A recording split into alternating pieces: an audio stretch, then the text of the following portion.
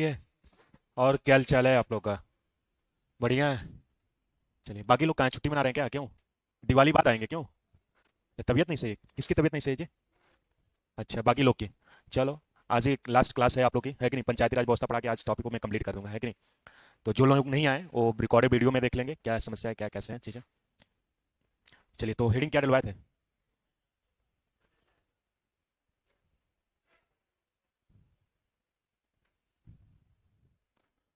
Heading क्या डलवाए थे?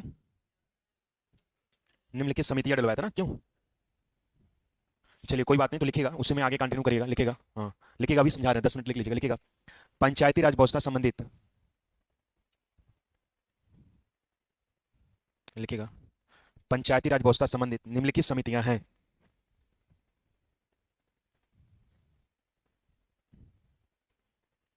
पंचायती राज व्यवस्था संबंधित निम्नलिखित समितियां हैं। जैसे हेडिंग डाली पहला, बलवंत राय मेहता, 1957। हेडिंग डालेगा पहला, बलवंत राय मेहता, 1957।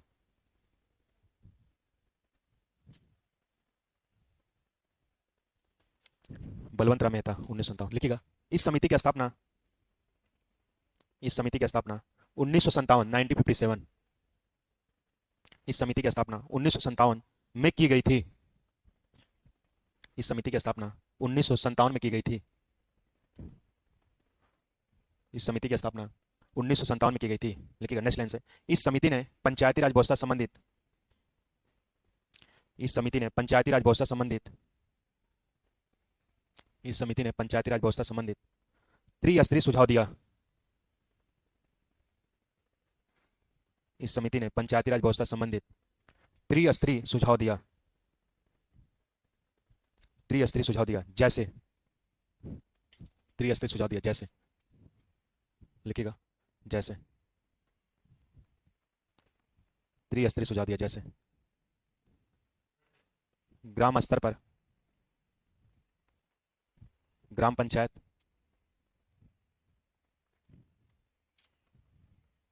क्षेत्र स्तर पर, क्षेत्र पंचायत, जिला स्तर पर, जिला पंचायत, जिला स्तर पर जिला पंचायत। हाँ, जैसे बनाए वैसे बना लीजिएगा।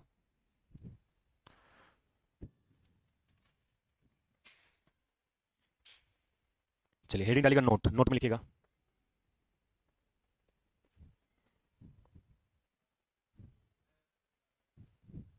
नोट में लिखिएगा, 2 अक्टूबर 1959 को,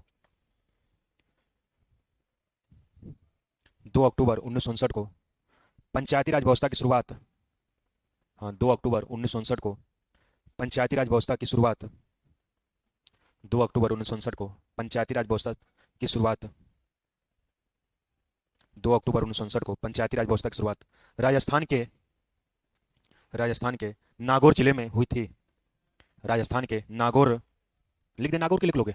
नागौर जिले में हुई थी, नागौर जिले में हुई थी। नेक्स्ट लाइन से लिखिएगा, भारत का दूसरा राज्य आंध्र प्रदेश है।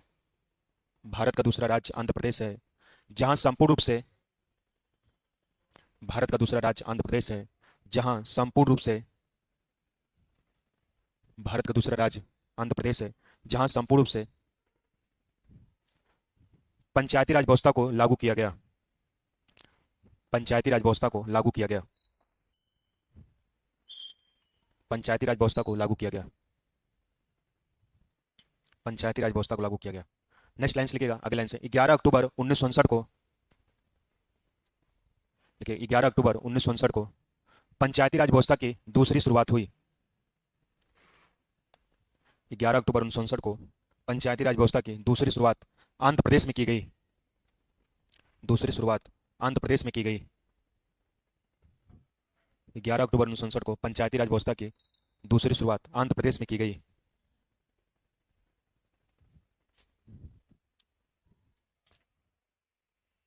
दूसरी शुरुआत आंध्र प्रदेश में की गई। चलिए, नेक्स्ट लिखिएगा।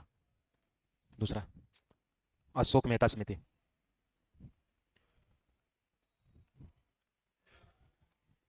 हाँ लिखिएगा अशोक मेहता 1977। अशोक मेहता 1977।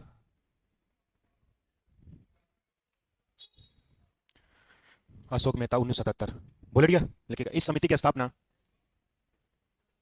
लिखिएगा इस समिति की स्थापना 1977 में की गई थी। इस समिति की स्थापना 1977 में की गई थी। इस समिति की स्थापना 1977 में की गई थी। नेक्स्ट लाइन से लिखिएगा इस समिति में पंचायती राज व्यवस्था संबंधित। इस समिति ने इस समिति में इस समिति ने पंचायती राज व्यवस्था संबंधित द्विस्तरीय सुझाव दिया। द्विस्तरीय सुझाव दिया। इस समिति ने पंचायती राज व्यवस्था संबंधित द्विस्तरीय सुझाव दिया। द्विस्तरीय सुझाव दिया। स्तरीय सुझाव दिया। लिखिएगा जिला स्तर पर जिला पंचायत। नेक्स्ट लिखिएगा मंडल स्तर पर मंडल पंचायत। मंडल स्तर मंडल पंचायत। चलिए जैसे लिखे वैसे लिख लीजिए। चलिए नेक्स्ट अगली समिति लिखिएगा GV.K. राव समिति।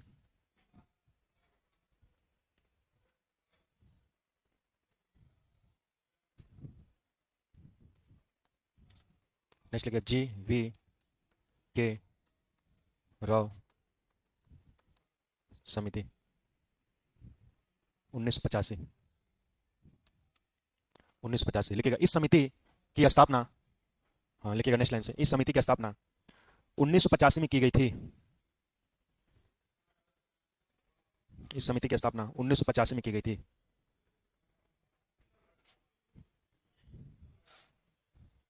इस समिति की स्थापना 1985 में की गई थी। नेक्स्ट लाइन से लिखिएगा इस समिति ने पंचायती राज व्यवस्था संबंधित इस समिति ने पंचायती राज व्यवस्था संबंधित 4 स्तरीय सुझाव दिया।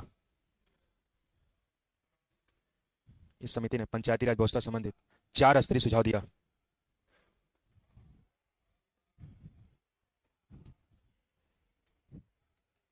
लिखिएगा जैसे ग्राम स्तर पर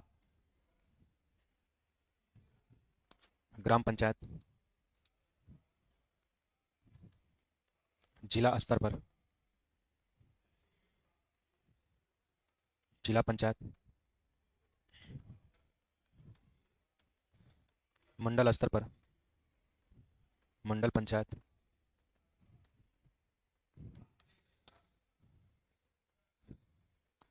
नेक्स्ट लिखिएगा राज्य स्तर पर राज्य पंचायत, राज्य स्तर पर राज्य पंचायत।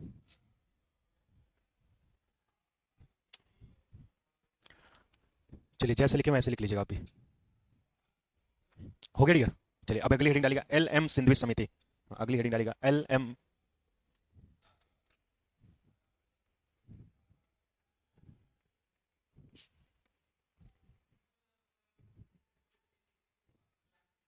अगली हेडिंग डालेगा LM सिंधवी समिति।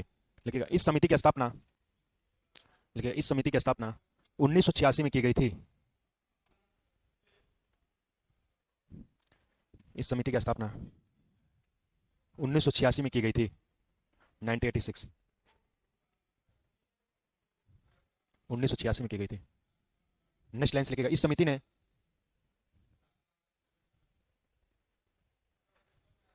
इस समिति ने पंचायती राज व्यवस्था संबंधित इस समिति ने पंचायती राज व्यवस्था को इस समिति ने पंचायती राज व्यवस्था को संवैधानिक दर्जा प्रदान किया।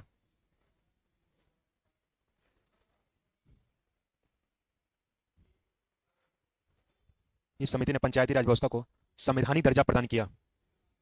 संवैधानिक दर्जा प्रदान किया। नेक्स्ट लाइन से लिखिएगा 73वां संविधान संशोधन 1992। नेक्स्ट लाइन से लिखिएगा 73वां संविधान संशोधन 1992 को लिखिएगा 73वां संविधान संशोधन 1992 के तहत लिखिएगा 73वां संविधान संशोधन 1992 के तहत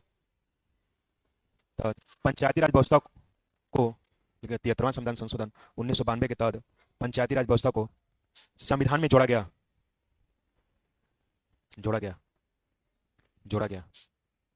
73वां संविधान संशोधन 1992 के तहत पंचायती राज व्यवस्था को संविधान में जोड़ा गया। लेकिन लेकिन लेकिन 73वां संविधान संशोधन 1993 लेकिन लेकिन 73वां संविधान संशोधन 1993 के तहत पंचायती राज व्यवस्था को लेकिन 73वां संविधान संशोधन 1993 के तहत पंचायती राज व्यवस्था को संपूर्ण भारत के राज्य क्षेत्र में लागू किया गया। 93 के तहत पंचायती राज व्यवस्था को संपूर्ण भारत के राज्य क्षेत्र में लागू किया गया। लेकिन 73वां संविधान संशोधन 1993 के तहत पंचायती राज व्यवस्था को संपूर्ण भारत के राज्य क्षेत्र में लागू किया गया। संपूर्ण भारत के राज्य क्षेत्र में लागू किया गया। हो गया। चलिए नेक्स्ट लाइन लिखिएगा। संपूर्ण भारत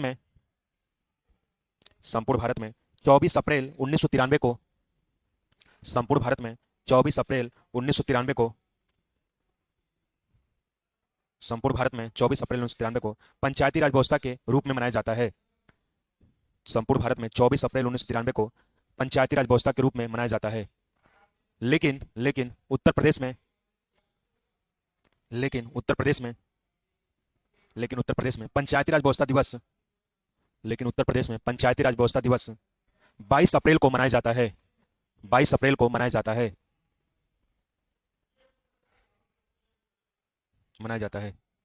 चलिए अगली हेडिंग डाल के छोड़ दीजिएगा 73वां संविधान संशोधन 1993।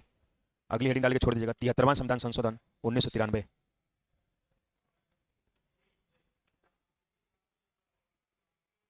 चलिए डियर, अब जितना लिखे आप उतना समझ लीजिए, तब आगे कंटिन्यू करते हैं। ठीक, चलिए जो हम लोग टॉपिक पढ़ रहे हैं डियर, जिस टॉपिक का नाम है संविधान का भाग 9, आर्टिकल 243 से लेकर 243 ए टू 243 ओ, जिसमें जो बातें दी गई हैं उसमें पंचायत के बारे में लिखा गया। समझिएगा डियर। पहला तो प्रश्न नहीं बनता डियर कि हमारे संविधान के किस भाग में पंचायती राज व्यवस्था को उल्लेखित क्या बताओगे? 9 में। संविधान के भाग 9 में पंचायती राज व्यवस्था को उल्लेख किया गया। जो आर्टिकल डियर 243 से लेकर 243 ए टू 243 आर्टिकल हो। तो पूछा जाता डियर पंचायती राज व्यवस्था संबंधित कुल कितने अनुच्छेद क्या बताओगे? 16 अनुच्छेद। जैसे एक आर्टिकल 243 है जिसमें ग्राम पंचायत को परिभाषित किया गया।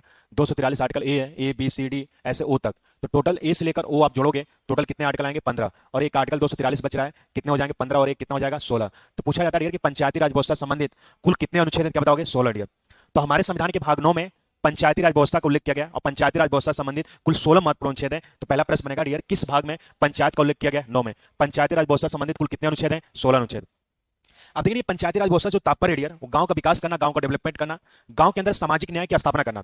तो मैंने बताया डियर कि आर्टिकल 15 में कि सामाजिक न्याय का मतलब होता है कि राज्य, धर्म, मूल, वन, जाति, लिंग, जन्म स्थान के आधार पर भेदभाव नहीं करेगा। सामाजिक न्याय की स्थापना करेगा, है कि नहीं? तो सामाजिक न्याय का मतलब ये होता है कि राज्य, धर्म, मूल, वन, जाति, लिंग, जन्म स्थान के आधार पर भेदभाव नहीं करेगा, सामाजिक न्याय की स्थापना करेगा। और पंचायती राज व्यवस्था जो तात्पर्य डियर उसमें सामाजिक न्याय के आना, गांव का विकास करना, गांव को मजबूत बनाना हमारे पंचायती राज व्यवस्था विकास है। तो कहने की हमने बताया डियर जब भाग के श्री ला रहा था तो हमने बताया कि पंचायत का संविच्छेद करोगे तो पंचधन 4 बराबर कितना होगा? 9। और भाग 9 में किसका उल्लेख किया गया? पंचायत का। और पंचायत को इंग्लिश में लिखोगे PNCHAYAT। तो पंचायत को काउंट करोगे तो कुल कितने शब्द आएंगे? 9। और भाग 9 में किसका उल्लेख किया गया? पंचायत का। तो पंचायत को काउंट करोगे 1 2 3 4 5 6 7 8 9। भाग 9 में पंचायत को उल्लेख किया गया और पंचायती राज व्यवस्था में कुल 9 शब्द हैं और भाग 9 में किसका उल्लेख किया गया? पंचायत। अब देखिए पंचायती राज व्यवस्था की सबसे पहले शुरुआत चोल वंश हुई थी।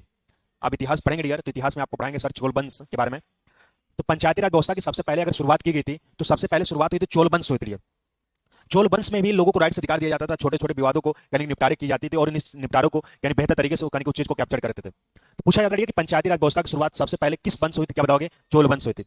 धीरे धीरे जब हम प्राचीन काल में थे तो पंचायती राज व्यवस्था चोल वंश हुई, लेकिन संवैधानिक दर्जा नहीं प्रदान किया गया। अब देखिए हमारे संविधान को मैंने पढ़ाया था संपूर्ण भारत के राज्य क्षेत्र में लागू किया गया। तो 26 जनवरी 1950 को हमारे संविधान को पूर्णतः लागू किया गया। क्या रीजन कारण था संविधान को लागू करने का? उसके बारे में मैंने आपको अवगत कराया था, उसके बारे में बताया भी था। उसमें पंडित कनिक आप देखेंगे गांधी जी के अंतर्गत था कि गांव का कैसे विकास किया, कैसे डेवलप किया गया। क्योंकि मैंने आपको डीपीएसपी पढ़ाया था तो बता दें सबसे ज्यादा अगर प्रभाव पड़ा अगर डीपीएसपी पे तो गांधी जी के विचारों को पढ़ा दिया। क्योंकि गांधी चाहते थे गांव का विकास हो, गांव का अगर विकास होगा तभी देश का विकास हो सकता है। अगर गांव का विकास नहीं होता तो हमारा देश कहीं विकास नहीं हो सकता। क्योंकि गांधी जी का कहना था कि हमारे आधी से ज्यादा आबादी अगर देखा जाए तो गांव में बसती है, इसलिए गांव का विकास होना बहुत जरूरी है। लेकिन डीपीएसपी पे सबसे ज्यादा प्रभाव गांधी जी के विचारों पड़ा और संविधान के आर्टिकल 40 आप पढ़ो तो आर्टिकल 40 में ग्राम पंचायत गठन की बात की गई। राज्य ग्राम पंचायत गठन करने का प्रयास करेगा, लेकिन गांधी जी का सपना पूरा नहीं हो पाया और सपना पूरा नहीं हो पाया और यहां तक कि गांधी जी की डेथ हो गई और गांधी जी गांव के सपने को कहने की आप देखेंगे इस चीज को कैप्चर नहीं कर पाए और गांधी जी सपने को कहने कैप्चर नहीं कर पाए और कहने की आप देखेंगे इस चीज को उन्होंने आगे करके प्रोसेस को कहने की जारी नहीं किया। इसके बाद आप देखेंगे डियर सरकार बनती है डियर, कहने देश के पहले प्रधानमंत्री बनते हैं पंडित जवाहरलाल नेहरू। पंडित जवाहरलाल नेहरू गांधी जी को आइडियल मानते थे क्योंकि उनके परिवार के थे, और उन्होंने कहा कि मैं गांधी जी के सपने को पूरा करूंगा और गांधी जी के सपने पूरा करके मैं गांव का विकास करूंगा। तो इन्होंने, आप देखेंगे यार, पंडित जवाहरलाल नेहरू के द्वारा, पंडित जवाहरलाल नेहरू के द्वारा गांव के विकास करने के लिए, आप देखेंगे यार, 2 अक्टूबर 1952 को, यानी गांव के विकास करने के लिए 2 अक्टूबर 1952 को, आप देखेंगे यार, सामुदायिक कार्यक्रम की शुरुआत की गई। सामुदायिक विकास कार्यक्रम की शुरुआत की गई। सामुदायिक विकास कार्यक्रम का मतलब यह था कि गांव को कैसे डेवलप किया जाए, गांव के लोगों को कैसे योजनाएं दिया जाए, जिससे गांव की योजनाओं को बेहतर तरीके से लोगों को रिस्पांस मिल सके, जिससे गांव का विकास हो सके। तो पंडित जवाहरलाल नेहरू ने 2 अक्टूबर 1952 को सामुदायिक विकास कार्यक्रम की मंत्रालय की शुरुआत की गई। गांव का हॉस्पिटल होता है, तो आप देखेंगे उस पर लिखा रहता है सामुदायिक, है कि स्वास्थ्य केंद्र लिखा रहता है। उसके पीछे रीजन कारण था कि पंडित जवाहरलाल नेहरू ने इस चीज को कैप्चर करके गांव के अंतर्गत विकास करने के लिए उन्होंने सामुदायिक मंत्रालय की शुरुआत की। लेकिन गांव डेवलप नहीं हो पाया, गांव के डेवलपमेंट के साथ साथ देखेंगे इस चीज को कैप्चर नहीं कर पाए वो। 2 अक्टूबर 1952 को पंडित जवाहरलाल नेहरू द्वारा उपयुक्त योजनाएं शुरुआत की गई। इसका उद्देश्य था कि लोगों को सरकारी तंत्र से जोड़ना, सरकारी योजनाओं से जोड़ना, इसका करने की पर्पस था। यानी कहने के केंद्र के अधिकारी, राज्य के अधिकारी जाएंगे, लोगों के गांव में समस्याएं पूछेंगे, इस समस्याओं को कैप्चर करते हुए वो कहने के गांव के लोगों को समस्याओं को दूर करेंगे, जिससे गांव डेवलपमेंट हो सके। आज सोचो यार, आज वर्तमान में 2024 चल रहा है, और 2024 के 70 साल पहले क्या घटना थी गांव के अंतर्गत। उतना गांव के लोग डेवलप नहीं थे। गांव के अंदर आप देखेंगे ना पढ़े लिखे थे, ना उतने विकसित थे। गांव के अंदर बस ये थे जीविकोपार्जन लोगों का चलता था। गांव के लोग पुलिस वगैरह प्रशासन देखते तो ऐसे डरने लगते थे। आज देखिए गांव कितना डेवलप हो गया। तो जब केंद्र के अधिकारी, राज्य के अधिकारी जाते थे लोगों की समस्याओं को पूछने के लिए कि आपकी क्या समस्या है, कि आपको कैसे दूर किया जाए, कैसे आपको मेंटेन किया जाए, तो जो गांव के अधिकारी, केंद्र के अधिकारी, राज्य के अधिकारी रहते थे, वो अपनी समस्याओं को नहीं बताते थे। गांव के लोग केंद्र के अधिकारी, राज्य के अधिकारी को जिससे हफलाने लगते थे, और अधिकारी डांट के भगा देते, जब तुम अपनी समस्या नहीं बता पा रहे हो तो हम कैसे सामुदायिक विकास क्रम के अंतर्गत शुरुआत की जाए। तो हुआ कि जो भी पैसा फंड है गांव के अंतर्गत, जो आसपास अधिकारी उनको बांट दिया जाए, वो अपने अकॉर्डिंग गांव का विकास करेंगे। और गांव के अंदर सामुदायिक विकास के तहत बहुत से पैसे फंड आए, जिससे गांव का विकास नहीं हो पाया, डेवलपमेंट हुआ। अधिकारी जो होते थे अपने अंतर्गत, अधीनस्थ अधिकारी के अंतर्गत, वो बांट के पैसे को खा जाते थे। और पंडित जवाहरलाल नेहरू द्वारा 2 अक्टूबर 1952 को सामुदायिक विकास कार्यक्रम की शुरुआत की गई, लेकिन यह भी कार्यक्रम असफल माना गया। तो पूछा जाता है कि पंडित जवाहरलाल नेहरू द्वारा किस डेट को सामुदायिक विकास कार्यक्रम की शुरुआत की गई, क्या बताओगे? 2 अक्टूबर 1952 को। देखो 2 अक्टूबर में दौर है और सामुदायिक में भी दौर है कि नहीं, और 2 अक्टूबर को गांधी जयंती भी मनाई जाती है कि नहीं। तो इस लॉजिक से याद करिए कि सामुदायिक विकास कार्यक्रम की शुरुआत कब हुई? 2 अक्टूबर 1952 को। लेकिन पंडित जवाहरलाल नेहरू हार नहीं माने। इन्होंने कहा कि मैं इस चीज को कैप्चर करूंगा, गांधी जी के सपने को पूरा करूंगा। 2 अक्टूबर 1952 के बाद आप देखेंगे यार, 2 अक्टूबर 1953 को, 2 अक्टूबर 1953 को भारत में राष्ट्रीय प्रसार सेवा की शुरुआत की गई। 2 अक्टूबर 1953 को भारत में राष्ट्रीय प्रसार सेवा की शुरुआत की गई। राष्ट्रीय प्रसार का उद्देश्य था कि गांव के अंतर्गत लोगों को डिजिटल जोड़ना, लोगों को डिजिटल बताना, क्या क्या कहने की आपको योजनाएं मिल रही, कैसे गांव का विकास किया जाए। तो उस समय हमारे पास डिजिटल वगैरह नहीं था। आज हमारे पास मोबाइल है, टेलीफोन है, हर प्रकार की सुविधाएं थी। तो पहले मुझे याद है कि बचपन में किसी के घर पे अगर टीवी वगैरह आ जाती थी, तो यानी कि एक गांव में अगर 100 घर हैं तो 100 घर के लोग जाते थे उसके यहाँ टीवी देखने के लिए। तो जिसके पास टीवी भी रहती तो वो भी पूरे भौकाल तरीके से रहता था, और जिसको मन करता था भगा देता, जिसको मन करता था व्यवहार रहता था उसको बैठ के दिखाता था। बचपन वगैरह में आप देखेंगे जब शक्तिमान आता था, जूनियर जी आता था, हम लोग दूसरे के घर पे जाते जिनके पास टीवी रहती थी, 12 बजे के आसपास आता था। तो इतना पावरफुल लोग रहते थे कि अपने ऊपर बैठते थे, नीचे बैठते थे हम लोग, और देखते थे जब उसको शोर गुल करते थे वहीं से भगा देते थे। उस समय कंडीशन 10 से 12 साल पहले की बता करें, और सोचो 70 साल पहले भारत कैसे डिजिटल रहा होगा। लेकिन 2 अक्टूबर 1953 को राष्ट्रीय प्रसार सेवा की शुरुआत की गई, लेकिन ये भी कहीं सफल नहीं माना गया। सरकारी अंतर्गत आप देखेंगे उतनी सुविधाएं नहीं थी, और पंडित जवाहरलाल नेहरू द्वारा 2 अक्टूबर 1953 को ये भी राष्ट्रीय प्रसार सेवा की शुरुआत जो थी, ये भी असफल माना गया। और आपको पता है पंचायती राज व्यवस्था जो है वो किस सूची का विषय है? राज सूची का। यानी पंचायती राज व्यवस्था राज सूची का विषय, यानी इस पे राज्य सरकार बना सकती है नियम कानून, जो हमने आपको बता दिया। और पंचायती राज व्यवस्था के जनक मैंने आपको बता दिया किसे कहा जाता है? लॉर्ड रिपन को माना जाता है। यानी पंचायती राज व्यवस्था का जनक किसी व्यक्ति को माना जाता है? लॉर्ड रिपन को माना जाता है। तो पूछा जाता है कि पंचायती राज व्यवस्था का जनक किस व्यक्ति को माना जाता है? क्या बताओगे? लॉर्ड रिपन को। तो लॉर्ड रिपन में एक शब्द आ रहा है प से क्या हो जाएगा? पंचायत। और पंचायती राज व्यवस्था का जनक किस व्यक्ति को माना जाता है? क्या बताओगे? लॉर्ड रिपन को माना जाता है। तो पंचायती राज व्यवस्था का जनक लॉर्ड रिपन को माना जाता है, और लॉर्ड रिपन ने व्यवहारिक रूप से पंचायती राज व्यवस्था को यानी कि इन्होंने अपना दर्जा दिया था, इसलिए पंचायती राज व्यवस्था को, लॉर्ड रिपन को पंचायती राज व्यवस्था का जनक माना जाता है। और पंचायती राज व्यवस्था को स्थानीय स्वशासन भी कहते हैं, जिसे हम इंग्लिश में लोकल गवर्नमेंट कहते हैं। स्थानीय स्वशासन पंचायती राज व्यवस्था कहते हैं। और पंडित जवाहरलाल नेहरू द्वारा 2 अक्टूबर 1953 को राष्ट्रीय प्रसार सेवा की शुरुआत की गई, लेकिन ये भी असफल माना गया। लेकिन पंडित जवाहरलाल नेहरू इस कहने की सफल को कहने की आप देखेंगे असफलता को सफल में प्रयास करने के लिए कभी हार नहीं माने। कहेंगे जब तक गांधी जी के सपनों को हम पूरा नहीं करेंगे तब तक मैं बैठ नहीं सकता। गुजरात के रहने वाले थे एक व्यक्ति जिनका नाम था बलवंत राम मेहता समिति। बलवंत राम मेहता, ये बलवंत राम मेहता जो थे गुजरात के रहने वाले थे। इस समिति की स्थापना की गई 1957 में। बलवंत राम मेहता समिति की स्थापना की 1957 में। बलवंत राम मेहता समिति कहा कि चाहिए आप गांव के रिपोर्ट को आप सर्च करिए कि गांव के लोग क्या चाहते हैं, गांव कैसे डेवलपमेंट हो सके, और गांव का कितना बेहतर तरीके से स्ट्रक्चर बना सकते हैं। बलवंत राम मेहता समिति की स्थापना 1957 में की गई, और इन्होंने 2 साल तक अपना रिपोर्ट लगाया गांव के सर्च करने के विकास करने के लिए। इन्होंने कहा कि गांव के विकास करने के पंचायती राज व्यवस्था को त्रिस्तरीय लागू किया जाए देश में। त्रिस्तरीय लागू किया गया, जिसमें इन्होंने कहा कि ग्राम स्तर पर ग्राम पंचायत होना चाहिए, जिला स्तर पर जिला पंचायत होना चाहिए, और राज्य स्तर पर क्षेत्र स्तर पर क्या होना चाहिए, क्षेत्र पंचायत होना चाहिए। इन्होंने कहा पंचायती राज व्यवस्था त्रिस्तरीय होना चाहिए, ग्राम स्तर ग्राम पंचायत, क्षेत्र स्तर क्षेत्र पंचायत, जिला स्तर पर क्या होना चाहिए, जिला पंचायत होना चाहिए। तो पंचायती राज व्यवस्था त्रिस्तरीय होना चाहिए, इन्होंने बलवंत राम मेहता ने ये रिपोर्ट दिया। लेकिन पंचायती राज व्यवस्था संवैधानिक दर्जा न मिलने के कारण पंचायती राज व्यवस्था का डेवलपमेंट नहीं हो पाया। कोई एक बार गांव का प्रधान बनता रह जाता तो 2 साल 3 साल 4 साल जब तक उसको हटाया नहीं तब तक प्रधान बनता ही रह जाता था, और उसमें पंचायती राज व्यवस्था को संवैधानिक दर्जा न देने के कारण वो गांव के विकास को डेवलपमेंट नहीं हो पाया और गांव का विकास उतना बेहतर तरीके से नहीं हो पाया। और इन्होंने 2 साल बाद अपना रिपोर्ट प्रस्तुत किया। अब देखेंगे यार 2 अक्टूबर 1959 को पहली पंचायती राज की शुरुआत की गई थी, मैंने बताया था यार आपको, राजस्थान के नागौर जिले में। यानी पहली पंचायती राज की शुरुआत की गई थी राजस्थान के नागौर जिले में। और भारत का दूसरा राज्य आंध्र प्रदेश है, जहां संपूर्ण रूप से 11 अक्टूबर 1959 को पंचायती राज व्यवस्था को लागू किया गया आंध्र प्रदेश में। तो पूछा जाता है कि पहली पंचायती राज की शुरुआत कब की गई थी, 2 अक्टूबर 1959 को। राजस्थान के किस जिले में की गई थी, नागौर जिले में। और भारत का दूसरा राज्य कौन सा जहां संपूर्ण रूप से पंचायती राज व्यवस्था लागू किया गया था, आंध्र प्रदेश में। और किस डेट को किया गया था यार, 11 अक्टूबर 1959 को। मैंने बताया था आपको जब भाग 4 पढ़ा रहा था, आप याद करिए। आर्टिकल 40 में भी बताया था कि डीपीएसपी के आर्टिकल 40 में भारतीय संविधान के भाग 4 आर्टिकल 40 में भी आप देखेंगे ग्राम पंचायत गठन करने का प्रयास राज करेगी। यानी ग्राम पंचायत का गठन संविधान के आर्टिकल 40 के तहत किया गया। और पंचायती राज व्यवस्था की सूची का विषय क्या बताओगे, राज सूची का विषय। कुछ याद आ रहा है, बोलो भैया। तो बलवंत राम मेहता ने समिति ने अपना रिपोर्ट दिया त्रिस्तरीय के अंतर्गत, लेकिन पंचायती राज व्यवस्था संवैधानिक दर्जा न मिलने के कारण पंचायती राज व्यवस्था डेवलपमेंट नहीं हो पाया। इसके बाद आप देखेंगे यार कुछ समय बाद पंडित जवाहरलाल नेहरू की डेथ हो जाती है, पंचायती राज व्यवस्था जैसे तैसे रह गया। उसी के कुछ समय बाद आप देखेंगे यार पंचायती राज व्यवस्था के अंतर्गत बलवंत राम मेहता समिति की स्थापना की गई, पंचायती राज व्यवस्था को डेवलपमेंट करने के लिए, जो 1957 में की गई। पंचायती राज व्यवस्था ने बलवंत राम मेहता ने त्रिस्तरीय सुझाव दिया, जिसने कहा ग्राम स्तर पर ग्राम पंचायत बनना चाहिए, क्षेत्र स्तर पर क्षेत्र पंचायत बनना चाहिए, जिला स्तर पर क्या बनना चाहिए, जिला पंचायत बनना चाहिए। लेकिन संवैधानिक दर्जा न देने के कारण पंचायती राज व्यवस्था डेवलप नहीं होगा। गांव का है क्या एरिया, जहां 1000 से कम आबादी होती है उसको गांव कहते हैं, क्षेत्र जहां 1000 से ज्यादा आबादी होती है उसको क्षेत्र कहते हैं, जिला मतलब जहां 2000 से ज्यादा आबादी होती है उसको हम क्या कहते हैं, जिला कहते हैं। तो इन्होंने त्रिस्तरीय सुझाव दिया, लेकिन पंचायती राज व्यवस्था डेवलपमेंट नहीं हो पाया। इसके बाद 1977 में जनता पार्टी की सरकार बनती है। इन्होंने पंचायती राज व्यवस्था के अंदर मॉडल को कहा कि पंचायती राज व्यवस्था तभी डेवलप बनाया जाएगा जब हम पंचायती राज व्यवस्था त्रिस्तरीय न लागू करके द्विस्तरीय लागू करेंगे। द्विस्तरीय का मतलब जिला स्तर पे जिला पंचायत होगा, मंडल स्तर पे मंडल पंचायत होगा। तो मंडल का मतलब होता है कि जब कई जिलों को मर्ज कर दिया जाता है तो उसको मंडल स्तर कहते हैं। जैसे बनारस मंडल है तो हमारा गाजीपुर क्षेत्र जो आता है जिला आता है वो बनारस मंडल में आता है। कम से कम एक मंडल में 18 जिले होते हैं। तो इन्होंने कहा कि जिला स्तर पर जिला पंचायत होना चाहिए और मंडल स्तर पर मंडल पंचायत होना चाहिए। और पंचायती राज व्यवस्था संबंधित इन्होंने पंचायती राज व्यवस्था को द्विस्तरीय सुझाव दिया। और द्विस्तरीय पंचायती राज व्यवस्था संबंधी सुझाव दिया इन्होंने, कहने की इस चीज को कैप्चर करने की आगे को प्रोसेस को बढ़ाया। लेकिन पंचायती राज व्यवस्था को संवैधानिक दर्जा न देने के कारण पंचायती राज व्यवस्था डेवलपमेंट नहीं हो पाया। इसके बाद आप देखेंगे राजीव गांधी की सरकार बनती है 1985 में। इन्होंने पंचायती राज व्यवस्था को पंडित जवाहरलाल नेहरू के सपने को और गांधी के सपने को पूरा करने के लिए इन्होंने पंचायती राज व्यवस्था संबंधित कहने की एक समिति गठन की, जिसका नाम था GV राव समिति 1985 में। इन्होंने कहा पंचायती राज व्यवस्था तभी डेवलपमेंट हो पाएगा जब हम पंचायती राज व्यवस्था को त्रिस्तरीय और द्विस्तरीय न लागू करके 4 स्तरीय सुझाव दिया। इन्होंने क्षेत्र पंचायत को हटा दिया। इन्होंने कहा कि ग्राम स्तर पर ग्राम पंचायत बनना चाहिए, जिला स्तर पर जिला पंचायत बनना चाहिए, मंडल स्तर मंडल पंचायत और राज्य स्तर पर राज्य पंचायत बनना चाहिए। इन्होंने पंचायती राज व्यवस्था 4 स्तरीय सुझाव दिया, लेकिन पंचायती राज व्यवस्था के अंतर्गत संवैधानिक दर्जा नहीं देने के कारण पंचायती राज व्यवस्था कहने की आप देखें सफल नहीं माना गया।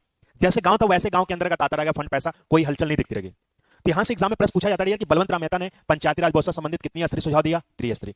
अशोक मेहता ने कितनी स्तरीय दिया, 2 स्तरीय। और GV राव समिति ने कितनी स्तरीय दिया, 4 स्तरीय। देखो कैसे याद करोगे आप, बहुत सिंपल ट्रिक है, कभी भूलेगा नहीं। देखो बलवंत में भी तो आ रहा है कि नहीं, बोलो 1957 में भी तो आ रहा है। इस लॉजिक से यार के बलवंत राम मेहता समिति की स्थापना कब की गई थी, 1957 में। और बलवंत राम मेहता ने कितनी स्तरीय सुझाव दिया, त्रिस्तरीय। देखो बलवंत में कितने नाम आ रहे, 3, 1, 2 और 3। और पंचायती राज व्यवस्था संबंधित कितने सुझाव दिए थे, त्रिस्तरीय। क्लियर हुआ।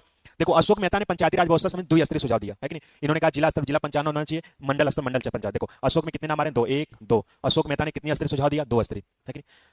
GV राव समिति ने पंचायती राज व्यवस्था 4 स्तरीय सुझाव दिया। इन्होंने ग्राम स्तर ग्राम पंचायत, जिला स्तर जिला पंचायत, मंडल स्तर मंडल, राज्य स्तर। देखो कैसे याद करोगे, देखो GV राव 4 शब्द, 1, 2, 3 और 4 शब्द इन्होंने 4 स्तरीय का सुझाव दिए है कि नहीं। तो पूछा जाएगा कि बलवंत राम मेहता समिति की स्थापना कब की गई थी, 1957। इन्होंने कितनी स्तरीय सुझाव दिया, 3। कौन सा, ग्राम स्तर पे ग्राम पंचायत, क्षेत्र स्तर पे क्षेत्र पंचायत, जिला स्तर पे जिला पंचायत। अशोक मेहता समिति ने कितनी स्तरीय सुझाव दिया, 2। इन्होंने इसकी स्थापना कब की गई थी, 1977। और जिला स्तर पर इन्होंने क्या कहा, जिला स्तर पंचायत, मंडल स्तर पे मंडल पंचायत। और GV राव समिति ने की स्थापना कब की गई थी, 1985। इन्होंने कितनी स्तरीय सुझाव दिया, 4। ग्राम स्तर क्या बनना चाहिए, ग्राम पंचायत, जिला स्तर पे जिला पंचायत, मंडल स्तर पे मंडल पंचायत और राज्य स्तर पे राज्य पंचायत। इतनी बात क्लियर। लेकिन बलवंत राम मेहता, अशोक मेहता, GV राव समिति ने 4 स्तरीय, 3 स्तरीय, 2 स्तरीय दिया, लेकिन संवैधानिक दर्जा नहीं देने के कारण पंचायती राज व्यवस्था असफल माना गया। उसी के कुछ समय बाद एक समिति बनी जिसका नाम था LM सिंघवी समिति। इन्होंने कहा पंचायती राज व्यवस्था तभी डेवलपमेंट हो पाएगा जब पंचायती राज व्यवस्था को हम संविधान में संवैधानिक दर्जा देंगे। यानी संवैधानिक दर्जा देने के कारण मतलब हम संविधान में नियम कानून को फॉलो करेंगे और इस पे रूल रेगुलेशन बनाएंगे, तभी जाके पंचायती राज व्यवस्था डेवलपमेंट हो पाएगा। और LM सिंघवी समिति की सिफारिश पर पंचायती राज व्यवस्था को भारत में संवैधानिक दर्जा दिया गया। अब एग्जाम हुआ था, पूछा गया था कि पंचायती राज व्यवस्था को किस समिति द्वारा संवैधानिक दर्जा प्रदान किया गया? क्या बताओगे? एल एम सिंघवी समिति। और इसकी स्थापना कब की गई थी? 1986 में। एल एम सिंघवी समिति ने पंचायती राज व्यवस्था को संवैधानिक दर्जा दिया, और संवैधानिक दर्जा दिया, लेकिन पंचायती राज व्यवस्था को संवैधानिक दर्जा देने के कारण अब देखेंगे पंचायती राज व्यवस्था का स्ट्रक्चर मॉडल ही चेंज हो गया। एल एम सिंघवी ने पंचायती राज व्यवस्था के अंदर दिया, इन्होंने कहा कि पंचायती राज व्यवस्था को संवैधानिक दर्जा दीजिए और बलवंत राम मेहता समिति की रिपोर्ट को पूरे भारत के राज्य क्षेत्र में लागू करिए। और पंचायती राज व्यवस्था के अंदर बलवंत राम मेहता पंचायती राज व्यवस्था को त्रिस्तरीय को पूरे भारत के राज्य क्षेत्र में लागू कर दिया गया। और आप देखेंगे 73वां संविधान संशोधन 1992 के तहत पंचायती राज व्यवस्था को संविधान में जोड़ा गया।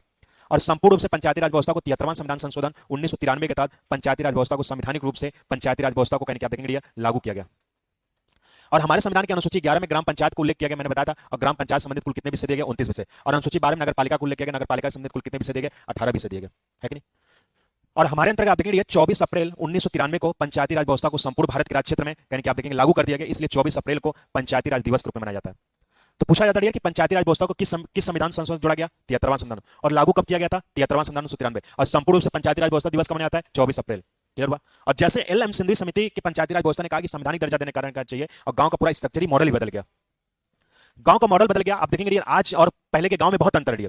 आज गांव के लोग न्यूज़पेपर पढ़ रहे हैं, आज गांव के लोग डिजिटल से पूरे जुड़े हुए हैं। जितनी सुविधाएं यानी कि शहर में नहीं दिखती, उससे ज्यादा सुविधाएं गांव में दिखती है कि नहीं? आप देखेंगे गांव के अंदर पूरा स्ट्रक्चर मॉडल हो गया, गांव के लोगों की सोच बदल गई, गांव के लोग एकदम खुली तरीके से एंजॉय करें। जितनी शादियां शहर में नहीं एंजॉय करते उससे ज्यादा गांव में करते हैं। जब तक गांव के लोग डांस करते रहते हैं तब तक डीजे ना बंद होता है कि नहीं? तो गांव का पूरा स्ट्रक्चर मॉडल बदल गया। और गांव के अंदर आप देखेंगे जो देशभक्ति दिखती है उस शहर के अंदर देशभक्ति नहीं दिखती। लड़का आर्मी में जाता है, नेवी में जाता है, एयरफोर्स में जाता है। गांव के अंदर कोई अगर बुराई करते, देश की बुराई करते, तो अपनी जान देने के लिए प्रस्थान होता है। यहाँ तक कि आप देखेंगे मैच वैच में होता है, गांव के इतने देशभक्ति हो जाते हैं, नई नई शादी होती है, बीबी तक छोड़ देते हैं लोग, है कि नहीं? तो कहने का सेंस है कि पंचायती राज व्यवस्था के अंतर्गत लोग कहने के डेवलपमेंट हुआ और एल एम सिंघवी समिति की सिफारिश पंचायती राज संवैधानिक दर्जा दिया गया, है कि नहीं? तो मैंने 2 से 3 पेज जो लिखवाया पूरा हमने आपको पूरे आधे घंटे में रिजल्ट पूरा दे दिया। यहां तक समझ में आया? बोलो भैया। तो अब हम लोग समझेंगे 73वां संविधान संशोधन विशेषताएं और पंचायती राज व्यवस्था संबंधित जो 16 महत्वपूर्ण अनुच्छेद है उसके बारे में हम लोग करेंगे, कैप्चर करेंगे। क्लियर हुआ? देखो क्या क्या प्रश्न बनेगा, इस चीज को आप प्रश्न को समझेगा, पूरा एक लाइन में डिफाइन हो जाएगा। पहला प्रश्न बनेगा संविधान के किस भाग में पंचायत को उल्लेख किया गया? 9 में। बोलो भाई, किस भाग में उल्लेख किया गया? 9 में। पंचायती राज व्यवस्था संबंधित कुल कितने अनुच्छेद है? 16। पंचायती राज व्यवस्था का जनक किस व्यक्ति को कहा जाता है? लॉर्ड। पंचायती राज व्यवस्था किस सूची का विषय है? राष्ट्र। पहले पंचायती राज व्यवस्था की सबसे शुरुआत किस वंश से की गई थी? चोल वंश से। पहली सामुदायिक कार्यक्रम की शुरुआत पंडित जवाहरलाल कब की गई थी? 2 अक्टूबर 1952 को। और राष्ट्रीय प्रसार सेवा की शुरुआत कब की गई थी? 2 अक्टूबर 1953 को। बलवंत राम मेहता समिति की स्थापना कब की गई थी? 1957 में। और पंचायती राज व्यवस्था के अंदर पहली पंचायती राज की शुरुआत कब की गई थी? 2 अक्टूबर 1959 को। राजस्थान के किस जिले में की गई थी? नागौर में। भारत का दूसरा कौन सा राज्य जहां पे संपूर्ण से पंचायती राज को लागू किया? किस डेट को लागू किया गया था? 11 अक्टूबर 1959 को। प्रश्न बनेगा यार कि पंचायती राज व्यवस्था के अंदर बलवंत राम मेहता ने कितनी अस्त्री सुझाव दिया था? 3 अस्त्री। अशोक मेहता ने कितनी अस्त्री दिया था? 2। जीवी के राव समिति ने कितनी अस्त्री दिया था? 4 अस्त्री। और किस समिति ने पंचायती राज व्यवस्था को संवैधानिक दर्जा दिया गया था? पंचायती राज व्यवस्था संविधान में कब जोड़ा गया था? 73वां संविधान। और संपूर्ण से पंचायती राज व्यवस्था को लागू कब किया गया था? 73वां संविधान 1993 के तहत। और पंचायती राज व्यवस्था भारत के राज्य क्षेत्र में लागू कब किया गया था? क्या बताओगे? 24 अप्रैल 1973। और 24 अप्रैल को प्रत्येक वर्ष क्या मनाया जाता है? पंचायती राज व्यवस्था दिवस। देखो जितना पढ़ा सब चीजें क्लियर है ना? चलो अब हेडिंग डालो 73वां संविधान संशोधन 1993 की विशेषताएं। हाँ चलिए लिखिएगा, लिखिएगा यार इसमें। लेकिन इसके तहत पंचायती राज व्यवस्था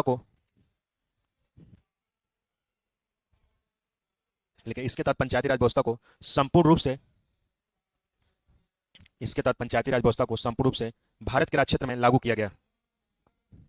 इसके तहत पंचायती राज व्यवस्था को संपूर्ण रूप से भारत के राज्य क्षेत्र में लागू किया गया। इसके तहत पंचायती राज व्यवस्था को संपूर्ण रूप से भारत के राज्य क्षेत्र में लागू किया गया। नेक्स्ट लाइन लिखिएगा, इस कानून के अंतर्गत, नेक्स्ट लाइन लिखिएगा, इस कानून के अंतर्गत ग्राम सभा को, इस कानून के अंतर्गत ग्राम सभा को संवैधानिक अधिकार प्रदान किया गया। इस कानून के अंतर्गत, इस कानून के अंतर्गत, इस कानून के अंतर्गत पंचायती राज व्यवस्था को संवैधानिक अधिकार प्रदान किया गया, अधिकार प्रदान किया गया। चलिए नेक्स्ट लाइन लिखिएगा, प्रत्येक 5 वर्ष बाद, प्रत्येक 5 वर्ष बाद पंचायतों का चुनाव होगा। प्रत्येक 5 वर्ष बाद पंचायतों का चुनाव होगा। चलिए नेक्स्ट लाइन लिखिएगा, अगर पंचायत भंग होता है तो, नेक्स्ट लाइन लिखिएगा, अगर पंचायत भंग होता है तो 6 माह के भीतर निर्वाचन होगा। अगर पंचायत भंग होता है तो 6 माह के भीतर निर्वाचन होगा।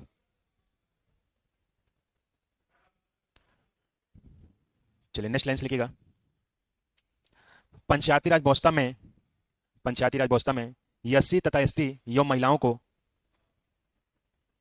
पंचायती राज व्यवस्था में एससी तथा एसटी एवं महिलाओं को 1/3 सीटों का आरक्षण होगा। 1/3 सीटों का आरक्षण होगा। सीटों का आरक्षण होगा। 1/3 सीटों का आरक्षण होगा। नेक्स्ट लाइन से लिखिएगा, अगली लाइन से, बिहार एकमात्र राज्य है। नेक्स्ट लाइन से लिखिएगा, बिहार एकमात्र राज्य है जहां पंचायती राज व्यवस्था में, बिहार एकमात्र राज्य है जहां पंचायती राज व्यवस्था में महिलाओं को, बिहार एकमात्र राज्य है जहां पंचायती राज व्यवस्था में महिलाओं को 50% आरक्षण दिया जाएगा। बिहार एकमात्र राज्य है जहां पंचायती राज व्यवस्था संबंधित, बिहार एकमात्र राज्य है जहां पंचायती राज व्यवस्था संबंधित महिलाओं को 50% आरक्षण दिया जाएगा। हो गया डियर, चलिए गुड। नेक्स्ट लाइन से लिखिएगा, प्रत्येक राज्य में, प्रत्येक राज्य में वित्त आयोग का गठन किया जाएगा। प्रत्येक राज्य में वित्त आयोग का गठन किया जाएगा। प्रत्येक राज्य में वित्त आयोग का गठन किया जाएगा। चलिए नेक्स्ट लाइन से लिखिएगा, नेक्स्ट लाइन से लिखिए, इस कानून के अंतर्गत 20 लाख से अधिक जनसंख्या वाले, लिखिएगा, इस कानून के अंतर्गत 20 लाख से अधिक जनसंख्या वाले प्रत्येक क्षेत्र के अंतर्गत, इस कानून के अंतर्गत 20 लाख से अधिक जनसंख्या वाले प्रत्येक क्षेत्र के अंतर्गत, प्रत्येक क्षेत्र के अंतर्गत पंचायती राज व्यवस्था को, पंचायती राज व्यवस्था को त्रिस्तरीय लागू किया जाएगा। त्रिस्तरीय लागू किया जाएगा। त्रिस्तरीय लागू किया जाएगा। चलिए नेक्स्ट लाइन से लिखिएगा, नेक्स्ट लाइन से लिखिएगा, संविधान की अनुसूची 11 में, संविधान की अनुसूची 11 में ग्राम पंचायत का उल्लेख किया गया है। संविधान की अनुसूची 11 में ग्राम पंचायत का उल्लेख किया गया है। ग्राम पंचायत का उल्लेख किया गया है। चलिए नेक्स्ट लाइन से लिखिएगा, इस अनुसूची के अंतर्गत,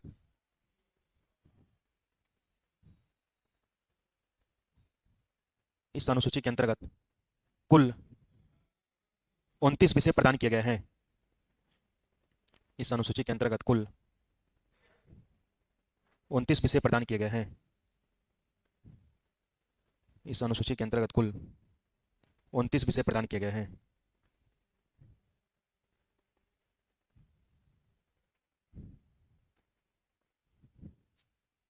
इस अनुसूची के अंतर्गत कुल 29 विषय प्रदान किए गए हैं। 29 विषय प्रदान किए गए हैं। चलिए नेक्स्ट लाइन से लिखिएगा, संविधान के भाग 9, लिखिएगा,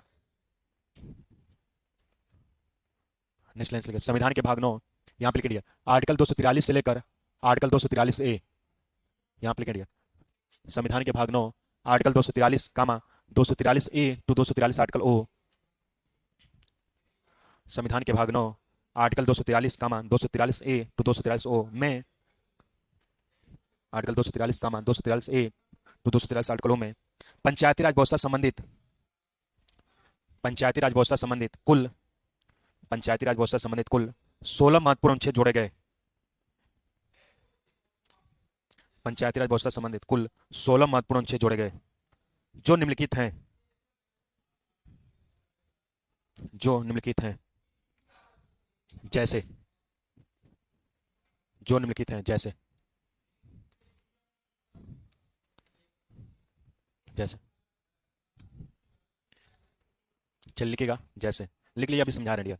जैसे आर्टिकल 243 लिखेगा,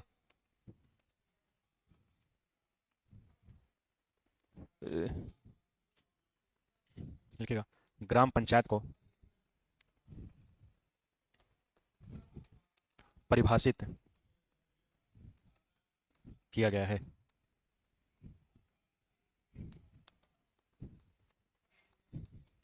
लिखेगा ग्राम सभा का उल्लेख,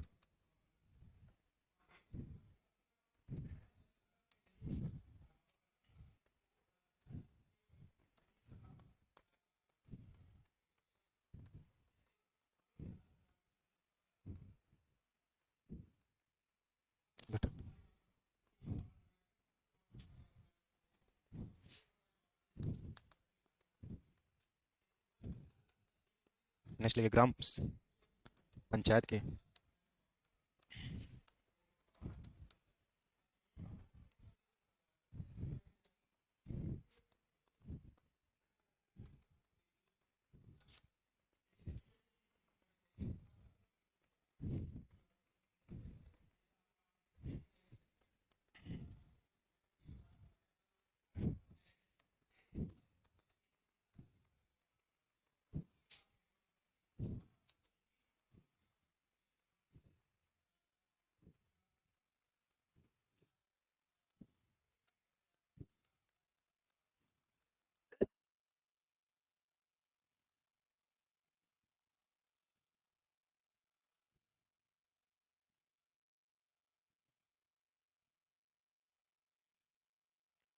EFG।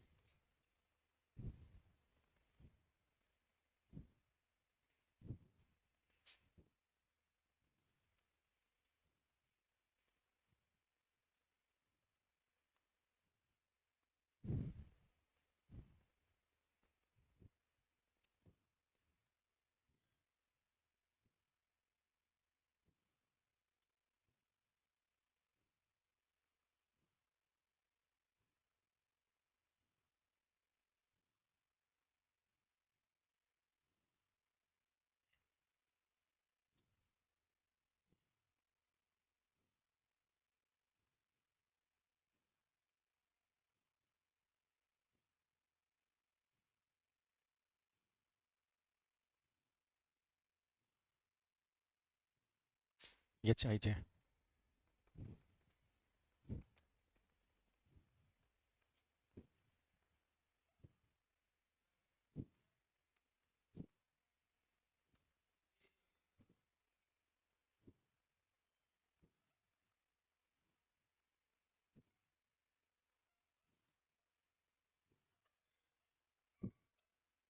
चलिए डियर, इतना नोट करिएगा, इसके बाद आगे करते हैं डियर, ठीक।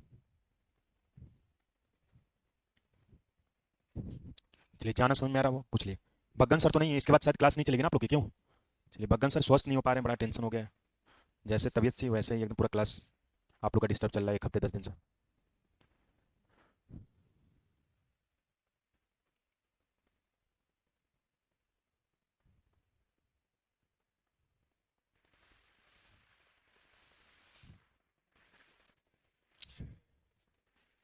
चलिए नोट करिए बस।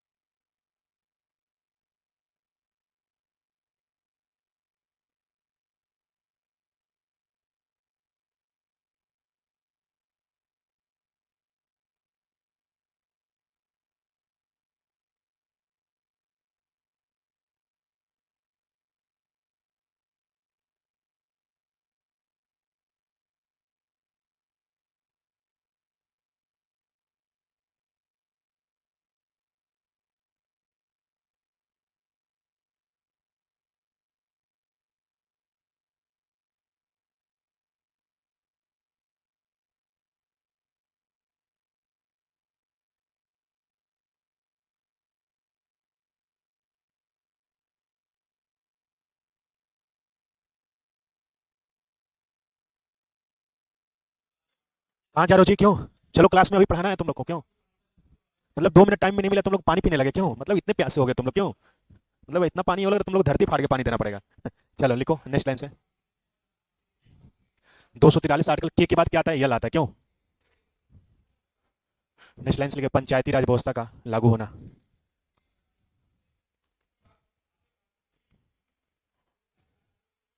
चलिए नेक्स्ट लिखेगा 243 आर्टिकल, यल के बाद क्या आएगा? यम आएगा,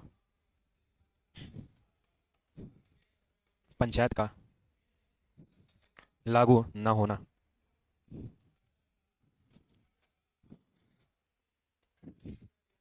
243 आर्टिकल यन।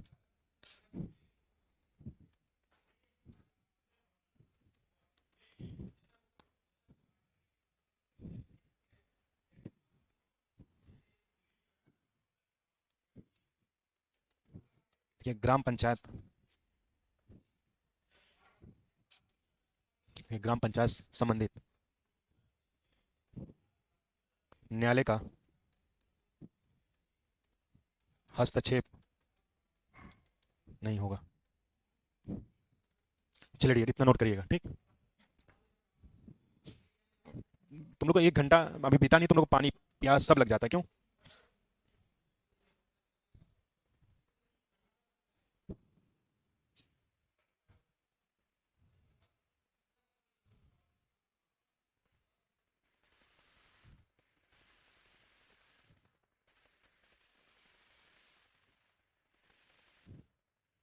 नोट कर लिया आप लोग? हो गया? नोट करिए। आज इस टॉपिक को हम लोग कंप्लीट कर देंगे, क्यों डियर, है कि नहीं? आज टॉपिक कंप्लीट हो जाएगी, आपका संविधान भी क्या हो जाएगा, कंप्लीट। अब आप लोग को कोई नहीं कहेगा 1 से 51 तक आर्टिकल याद करिए, पढ़िए, चाहे जो करिए, है कि नहीं? बहुत डांटे आप लोग को, है कि नहीं? आप लोग भी सोच रहे हो कब सर जी जाएं, क्यों? बहुत लंबा संघर्ष रहा हम लोग का, क्यों? 2.5 से 3 महीना, 15 जुलाई को शुरू हुई थी, 15 अक्टूबर को कंप्लीट हुआ। अगस्त, सितंबर, अक्टूबर, 3 महीना का टाइम मिनट, क्यों? चलिए कोई बात नहीं, लेकिन मन से पढ़े हम लोग, है कि नहीं? 3 महीना ऐसा पढ़े कि दोबारा पढ़ने की जरूरत नहीं पड़ेगी। कुछ कंटेंट हम आपको दे देंगे, जैसे 100 क्वेश्चन इंपॉर्टेंट दे देंगे, 1 से 395 की आर्टिकल सीरीज में आपको ग्रुप में मैसेज करवा दूंगा, उसको आप फोटो स्टेटिंग निकाल लीजिएगा। कुछ एमसीक्यू वन लाइनर प्लस दे देंगे, है कि नहीं? तो उसको आप करा देंगे, बहुत अच्छा रहेगा ये, ठीक। चलिए, आप समझिएगा यार। एक कभी कभी एग्जाम में आप स्टैंडर्ड एग्जाम देंगे तो पंचायती राज बहुत से संबंधित अनुच्छेद पूछा जाता है। जैसे अगर हम बात करें यार, तो पूछा जाता है यार, किस आर्टिकल में ग्राम पंचायत को परिभाषित किया गया, क्या बताओगे? आर्टिकल 243, है कि नहीं? तो देखो कैसे याद करोगे आर्टिकल 243 को। अगर 2 4 3 प्लस करो, कितना होगा? 9। भाई 2 4 कितना होगा? 6 होगा। 6 3 कितना होगा? 9। और 2 4 6 3 प्लस करो, कितना होगा? 9। और भाग 9 किससे संबंधित है? पंचायत से, है कि नहीं? और आर्टिकल 243 में किसका उल्लेख किया गया? ग्राम पंचायत को परिभाषित किया गया। इतनी बात समझ में आई? बोलो भैया। तो प्रश्न बनेगा, किस आर्टिकल में ग्राम पंचायत को परिभाषित किया गया? 243 में।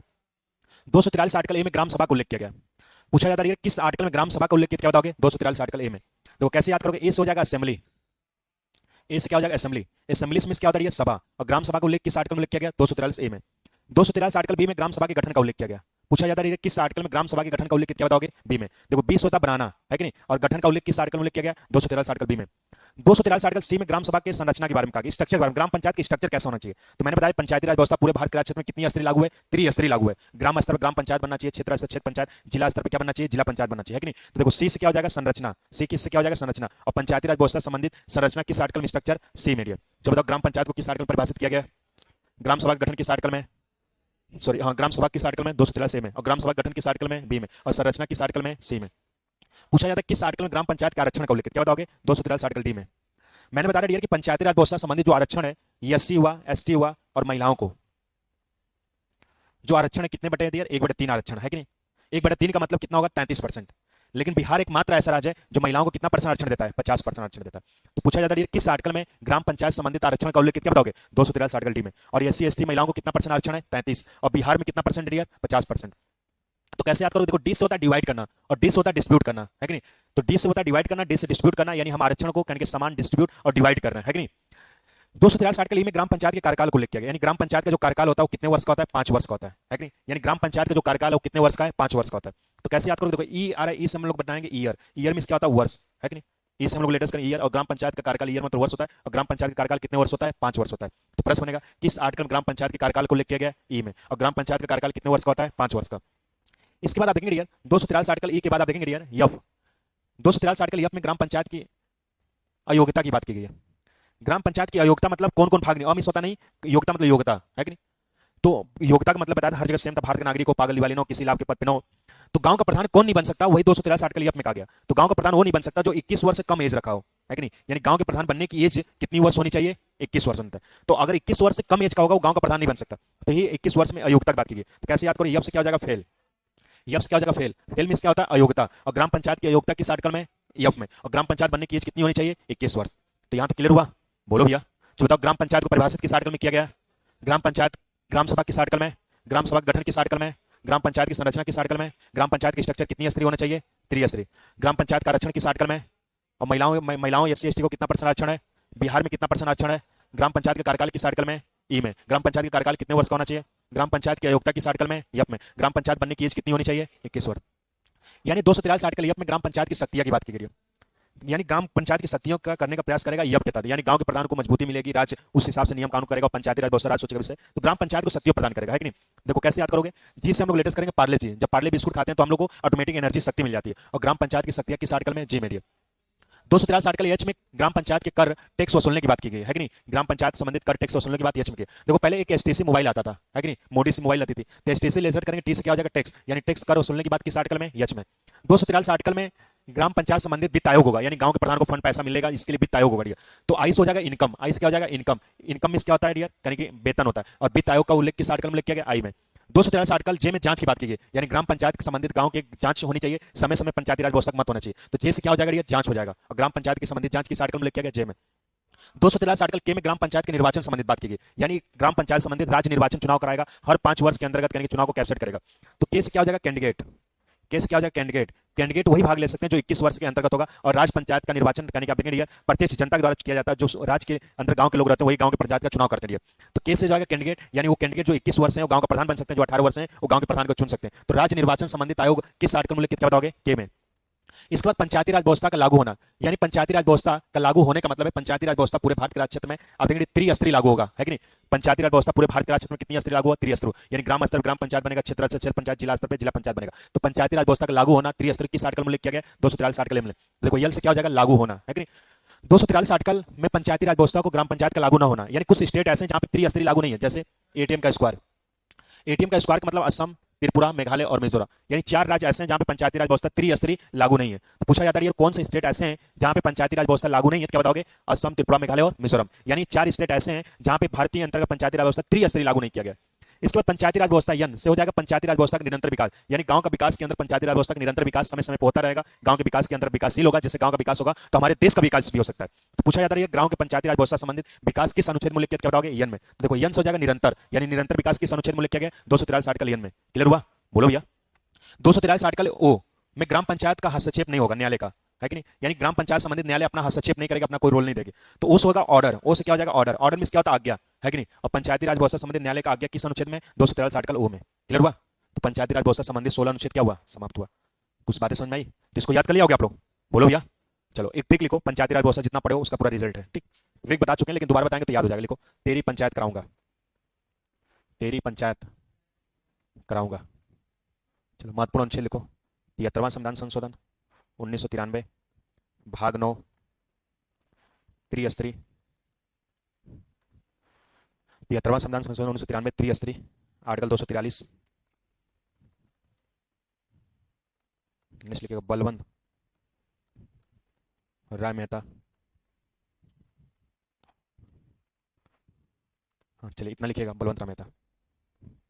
एक 1957 लिख लीजिएगा।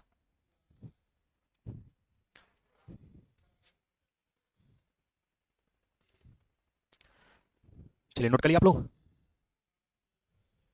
हो गया डियर, नोट कर लिया, चलिए नोट करिए।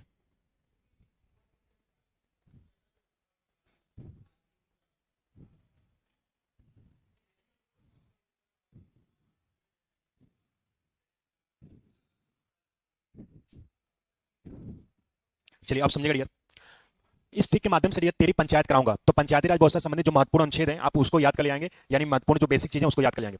तो पूछा जाता है कि पंचायती राज व्यवस्था संबंधित कौन सा संविधान संशोधन है डियर, तो क्या बताओगे डियर, 73वां संविधान संशोधन है डियर। तो पूछा जाता है पंचायती राज व्यवस्था को किस संविधान संशोधन के तहत संविधान में जोड़ा गया, क्या बताओगे, 73वां संविधान संशोधन के तहत। देखो 13 में 3 आ रहा है, 73 में 3 आ रहा है, और 73वां संविधान संशोधन किससे संबंधित है, पंचायत से। मैंने बताया डियर कि संपूर्ण रूप से पंचायती राज व्यवस्था को भारत के राज्य क्षेत्र में कब लागू किया गया, क्या बताओगे, 1993 में। तो देखो 1993 में 3 आ रहा है लास्ट में, और 13 में 3 आ रहा है, और 1993 किससे संबंधित है, पंचायत से। बोलो क्लियर हुआ। और आपको पता डियर कि संविधान के भाग 9 में किसका उल्लेख किया गया, पंचायत का उल्लेख किया गया, है कि नहीं।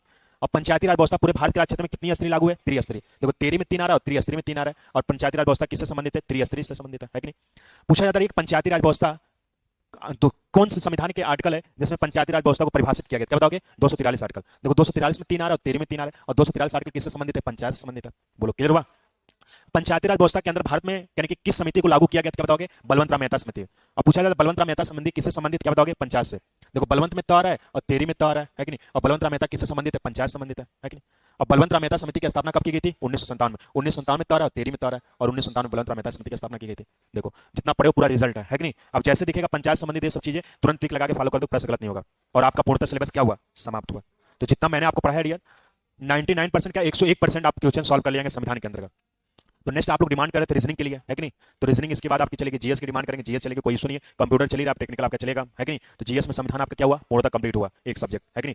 तो आपकी कल से बग्गन सर की स्वस्थ हो जाएंगे, टेक्निकल चलेगी, कंप्यूटर, इसके बाद हरी सर आएंगे, परसों से आपकी रीजनिंग की क्लास चलेगी। बात क्लियर नहीं? तो हमारा सेवा समाप्त हुआ यहीं तक, है कि नहीं? अब दूसरे जीएस में जो सब्जेक्ट आएंगे, जो आप कहेंगे जीएस में हिस्ट्री, ज्योग्राफी, इकोनॉमिक्स, यानी कि पॉलिटी तो कंप्लीट हो गया, साइंस जो सब्जेक्ट लगा दिया जाएगा, है कि नहीं? चलिए, तो आज के लिए यहीं तक, ठीक। अब आप जा सकते हैं, ठीक।